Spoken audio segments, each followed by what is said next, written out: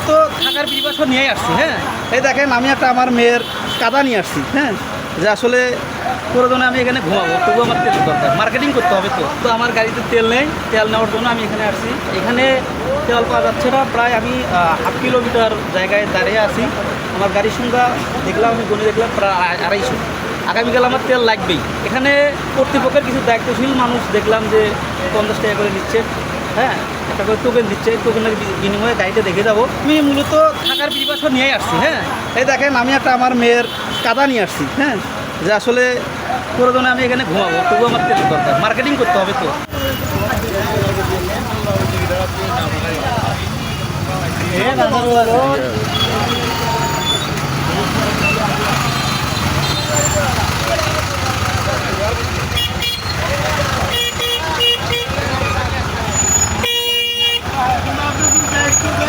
ওই মাংনা